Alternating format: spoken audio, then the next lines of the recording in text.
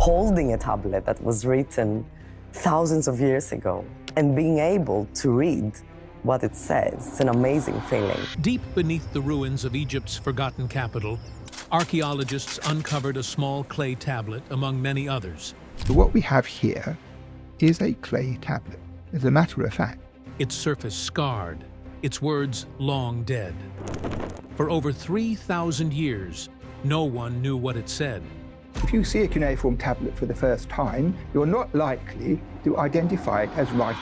But when AI finally gave it a voice, the silence broke. It wasn't just a letter, it was a warning. Where we will paste the text of the inscription and we will hide that word with question marks. A message from a pharaoh watching his world collapse, and a reminder that ours could be next.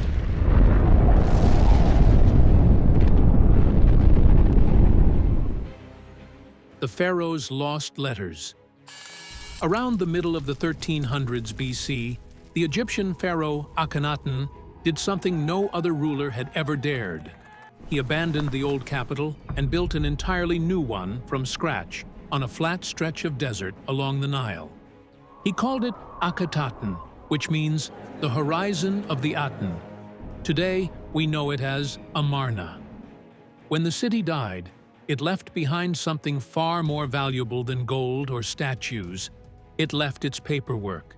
And this paperwork wasn't written on papyrus, like the usual Egyptian records. It was baked into clay. Hundreds of tablets were stacked and stored in the government offices, tucked away and forgotten for more than 3,000 years. When they were finally discovered in the late 1800s, they stunned the world. Because these weren't temple records or religious texts. They were the pharaoh's mail, the letters sent to and from Egypt's allies, rivals, and vassal kings. And here's the shocker. None of it was written in Egyptian. The letters were in a foreign language, Akkadian, pressed into clay using a writing system called cuneiform. At first glance, that sounds strange. Why would the king of Egypt, land of hieroglyphs, receive mail in someone else's language? But in the ancient world, Akkadian was the international language of diplomacy, the Bronze Age version of global business English. Every kingdom that mattered used it when sending messages abroad. The story of how these tablets came to light is as messy as archaeology ever gets. In 1887, a group of villagers digging for fertilizer or bricks in Amarna unearthed a pocket of clay tablets. Some say it was a single peasant woman who struck them first. Others insist it was a group of men. Either way, once word spread, people carried the tablets to dealers, who began selling them in Cairo and beyond. Scholars scrambled to figure out where they came from, racing against looters and collectors. Archaeologists soon noticed something remarkable about the site itself. In the center of the ruined city, they found mud bricks stamped with hieroglyphs that read, "The place of the correspondence of Pharaoh."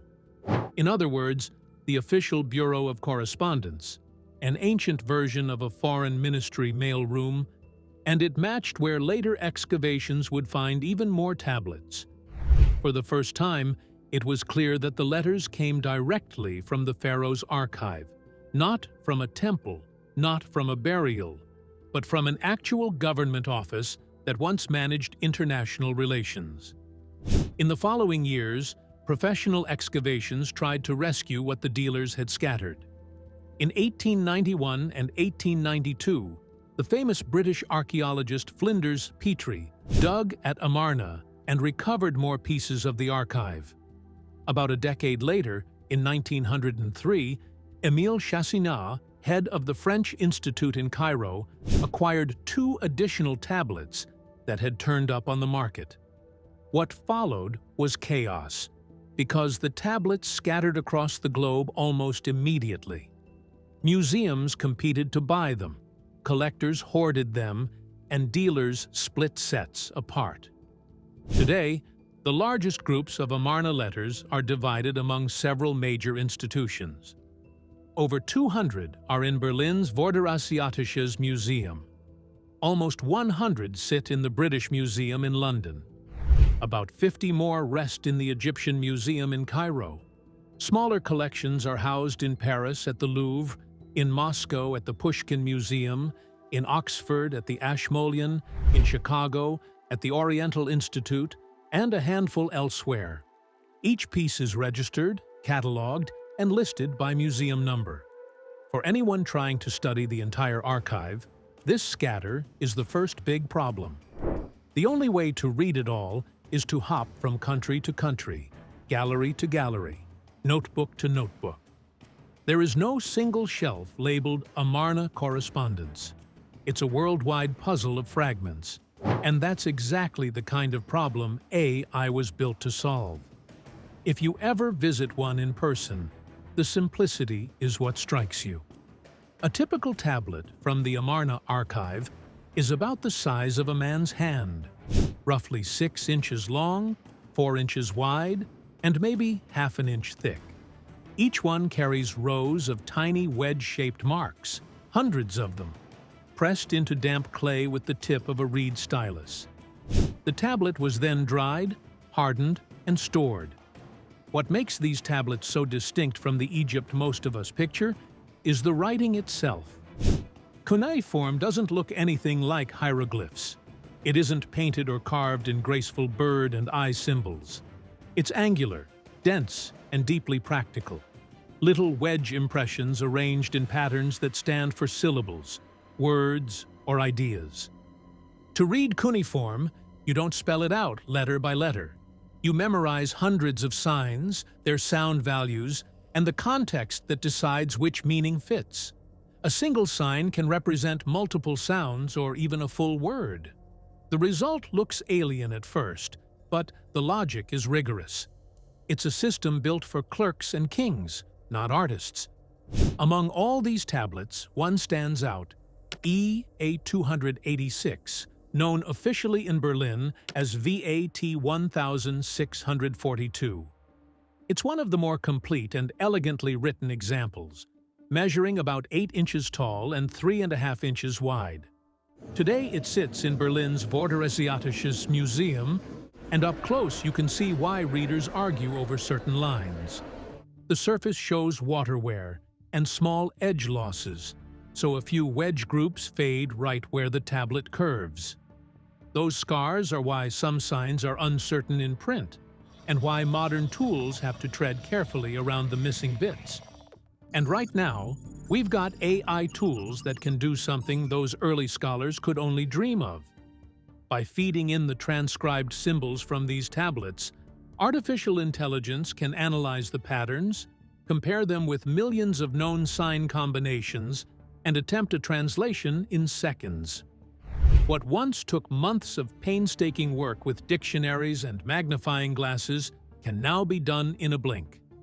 But when AI took a crack at this tablet, EA286, it didn't just spit out a routine diplomatic letter. It revealed something far more unsettling. A message written over 3,000 years ago that reads less like a report and more like a warning. How AI learned to read Akkadian. When people hear the phrase AI decoded ancient writing, it can sound almost magical, like a robot gazing at a picture of an old tablet and suddenly understanding what it says. But in reality, the process is much more practical. Decoded doesn't mean a machine develops ancient wisdom overnight.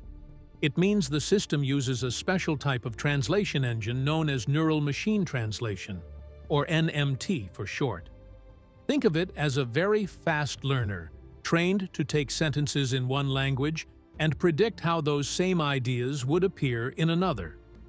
Instead of memorizing dictionaries, it studies thousands of paired examples, ancient lines matched with human translations, and learns the patterns between them.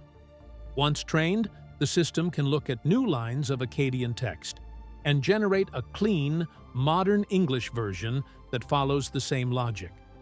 In a 2023 peer-reviewed study published in PNAS Nexus, scientists showed that this approach really works. They trained their model to translate Akkadian into English in two different ways. One model read the actual cuneiform signs directly, those wedge-shaped marks that scribes pressed into clay. Another model read transliterations, which are Akkadian words rewritten using our modern alphabet by experts. The results were measured using a standard score called BLEU, which rates how closely a translation matches a trusted human version. The higher the score, the better the performance. When the model read the cuneiform directly, it scored around 36.5. When it read the transliterations, it hit roughly 37.5. Those numbers might not sound dramatic, but for this kind of early work, they're strong results. It doesn't mean the computer has replaced scholars, but it does mean the tool can generate quick, reasonably accurate drafts, especially for texts written in formal, predictable styles. The next question is where the words come from in the first place. Today, researchers rely on two enormous online projects that have turned ancient writing into machine-readable data. The first is ORACC, the Open Richly Annotated Cuneiform Corpus. It's a long-running project that stores Akkadian texts in a tidy format called ATF. That format is basically a set of plain text files where each line of an ancient tablet is written out using Latin letters, complete with line numbers and small marks that show where damage or uncertainty occurs. The second major source is CDLI, the Cuneiform Digital Library Initiative. CDLI holds the museum records for real tablets, where they were found, which collection holds them, their catalog numbers, and images when available. If you look up our specific example, EA286, CDLI shows its object ID P271088, confirms it was excavated at Amarna, and notes that it now resides in Berlin's Vorderasiatisches Museum. That same entry links to the text file in ATF format, so from museum record to typed lines of Akkadian, everything is traceable. Before anything goes near a translation model, the text needs a little cleanup. ATF files contain special symbols that editors use to describe what's happening on the tablet. Square brackets mean a section is missing. An X marks an unreadable sign. Curly braces show words that editors supplied based on context, and question marks flag uncertainty. All of that detail is gold for human specialists. It tells them exactly what's broken or doubtful. But, for a computer, it's clutter. So researchers prepare two versions of every text. The first version strips out most of that markup and keeps only the readable Akkadian signs in order. That clean copy is used for what's called a transliteration to English run, or T2E. The second version keeps the original cuneiform signs encoded in Unicode symbols and feeds them straight into a cuneiform to English run, or C2E. The 2023 study tested both and found that each has its advantages, so the best practice is to use both and compare. Now imagine what happens when the model starts running. Think of it as a lightning-fast translator that has studied mountains of examples. You give it one line, it guesses what that line would say in English. You don't have to accept the first guess either. The model can give you several possible translations at once, each with a confidence score showing how sure it feels. When the model is confident, it's probably handling a familiar formula, something like a greeting or a closing line that appears across hundreds of tablets. When it's less certain, that's usually where the interesting work begins. Maybe the sign is damaged, the phrase unusual, or the grammar odd. The system quietly points to the trouble spots so human readers know where to look more closely. But all this still depends on the quality of the text behind the model. A line that was copied carelessly or misread will still cause errors. That's why another branch of technology has joined the pipeline: image-based tools. In 2020, a study in PLOS1 described a deep learning detector that could locate and identify individual cuneiform signs directly from tablet photographs. Normally, a person would have to draw a box around every little wedge group by hand, a tedious and time-consuming task. This system learned to spot where the signs were and suggest those boxes automatically. It wasn't perfect. It still needed a human to confirm. But it drastically sped up the most boring part of cuneiform transcription. The challenge was clear, though. These systems need huge numbers of labeled examples to learn properly. And creating those examples for cuneiform is slow, careful work. Still, the direction was unmistakable. Better sign detection means cleaner transcriptions, and cleaner transcriptions mean more reliable translations. Around the same time, new datasets appeared to feed that progress. One of the largest, called CuneiML, assembled tens of thousands of high-resolution photos, exactly 38,947 images, of Sumerian and Akkadian tablets. Each image came paired with its corresponding cuneiform text in Unicode, its transliteration, line drawings, and catalog information. It's not a translation tool itself. It's the training ground that teaches later systems what cuneiform looks like in all its shapes and contexts. With that much data, a model can learn to tell whether a tablet is legal, literary, or administrative, estimate its time period, and fine-tune its understanding of sign shapes. This is how the field moves from scattered museum photos towards something close to a full reading pipeline, from image to text to translation. The 2023 study noted that the model performs best on straightforward, formulaic texts, things like business documents, administrative records, and omen lists that follow predictable patterns. It has a harder time with freer, literary language or heavily damaged lines, simply because it has fewer similar examples to learn from. Diplomatic letters, such as the Amarna tablets, sit right in between, part formula, part free expression. That balance makes them a perfect test case. What can someone expect from a model's first pass at a diplomatic letter? Each letter begins by naming the sender and the recipient. A respectful opening follows, often reaffirming loyalty or kinship. Then comes the heart of the message, sometimes a report, sometimes a complaint, often a request for gold, grain, or troops. Finally, there's a closing line that returns to courtesy. The model usually captures this overall shape without trouble, because it has seen the same structure in countless examples. Where it stumbles is at the edges. A missing sign on a chipped corner, a name that could be read two ways, a subtle connector that may or may not be implied. Those are the places where the human eye and judgment remain irreplaceable. And yes, it's fast enough to change how the field operates. A single researcher can now run a first-pass translation on an entire set of related letters in a single afternoon. Before, that kind of task could take months. The difference isn't just in speed, it's in perspective. With dozens of drafts ready at once, patterns start to emerge. You can see which cities write most often, which greetings repeat, and when the tone of letters shifts from polite to urgent. Scholars still need the slow, meticulous work to confirm each word, but now they begin with a full overview rather than a blank slate.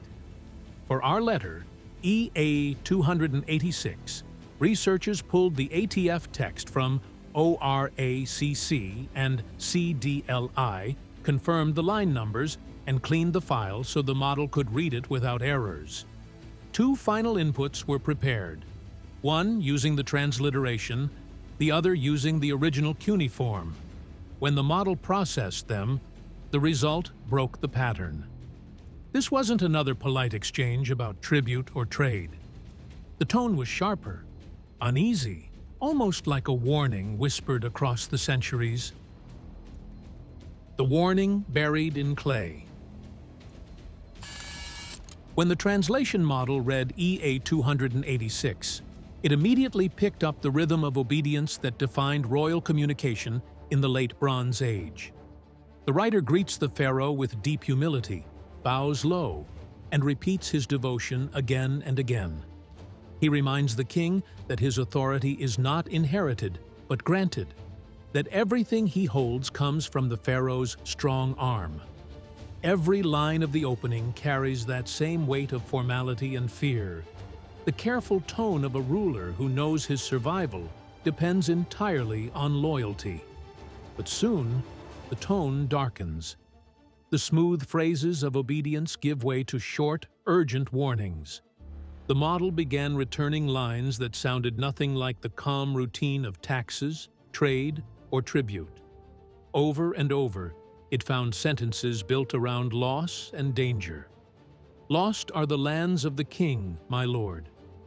The king has no lands. And between them appeared a clear plea for help. Send archers. The words even carried a time limit. If there are archers this year, the lands will remain. If there are no archers, lost are the lands. Those few lines turn what could have been another bureaucratic record into something very different. A cry for help and a warning about collapse. When researchers compared this first digital draft to the official human translations, the match was striking. William Moran's respected edition of the Amarna letters, built from decades of scholarship, contains the same heartbeat of alarm in nearly the same places. The formal opening appears word for word. The writer bows low, praises the pharaoh's strong arm, and acknowledges that the king put him in power. Then, line by line, the letter builds to the refrain. Lost are the lands of the king. The phrase comes back several times, almost like an echo meant to stick in the pharaoh's mind.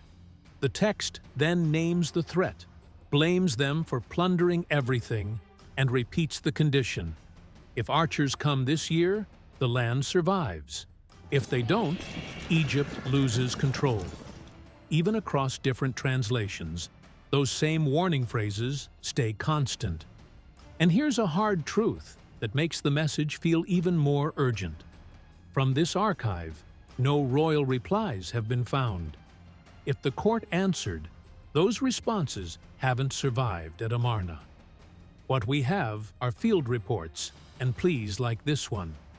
Voices pushing up the chain, with silence coming back down. That one-sided record turns the letter's warning into a cliffhanger we can still feel. The speaker is Abdi Heba, the ruler of Jerusalem. He isn't a king in his own right. He governs on behalf of Egypt, under the pharaoh's authority. His addressee is the pharaoh himself, very likely Amenhotep III, or his son Akhenaten, depending on how the dating falls. Abdi Heba's role is clear. He keeps Egypt's rule intact in one of its northern provinces. So when he writes, "Lost are the lands of the king," he isn't talking about his own territory. He's warning that Egypt's entire foothold in Canaan is slipping away. Every "my lord" in the text reinforces that relationship. Every 7 times and 7 times I bow drives home how dependent he is. This isn't a rebel's defiance. It's a desperate servant begging for reinforcement before everything unravels. The trouble he names comes from a group called the Apiru, sometimes written Habiru. The word shows up all over the Near East during this period, but it doesn't point to one specific tribe or people. It's more like a label for outsiders, mercenaries, refugees, raiders, or displaced workers living beyond the control of established cities. In one text, they're hired soldiers. In another, they're bandits.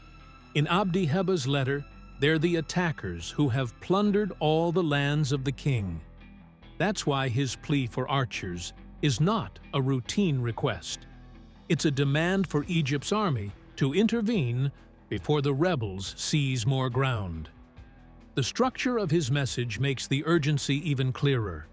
It's not a lament over something that already happened. It's a forecast of what's about to happen. The language is conditional, almost mathematical.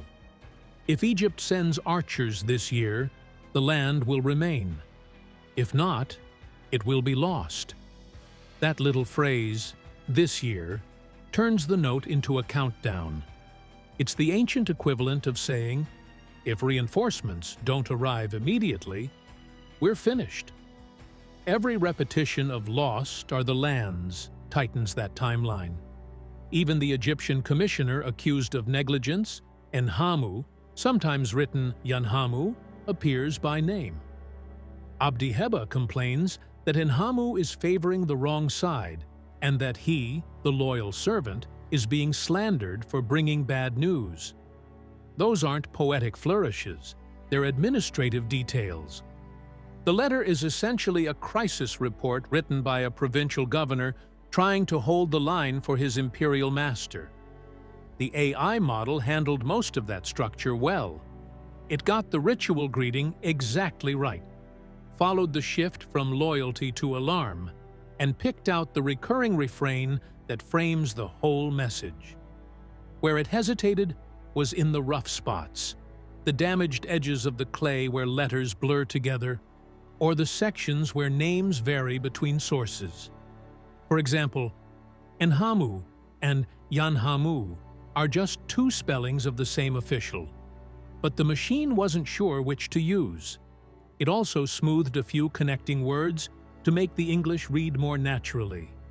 Those small slips are normal and expected when translating an ancient language, even for humans. What matters is that the main structure and message held steady. A loyal servant, a looming threat, and a plea for help bound by time. To understand what was at stake, picture the map. During the Amarna period, Egypt's reach extended deep into the Levant.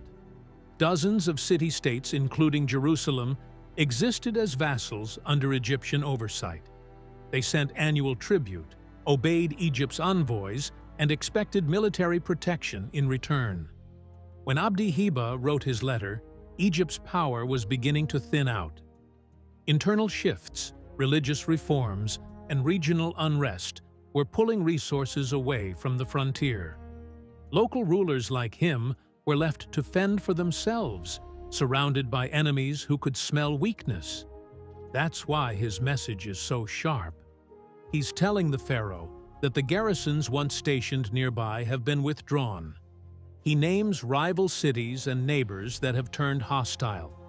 And then he raises the alarm about the Apiru, describing them as the ones tearing through Egypt's outposts. To Abdi-Heba, this isn't just his problem. It's the empire's. This tone of panic doesn't come from just one document either. Abdi-Heba's name appears on at least 6 known letters, EA-285 through EA-290. Each returns to the same points: trouble from outsiders, loss of territory, and urgent calls for troops. EA-286 simply captures the crisis at its breaking point. The others echo it, repeating the same requests in slightly different forms. And it's not just Jerusalem. From the coast, Rib-Hada of Byblos fires off his own alarms in EA-75, painting a picture of cities crumbling and outsiders pressing in. Different voices, same message. Without soldiers, the king's lands slip away. That's how we know this isn't an exaggeration by one frightened ruler. It's the steady sound of a man watching the walls fall and shouting up the chain of command for help. Thanks for watching. Now check out the videos popping up on screen for more unbelievable stories.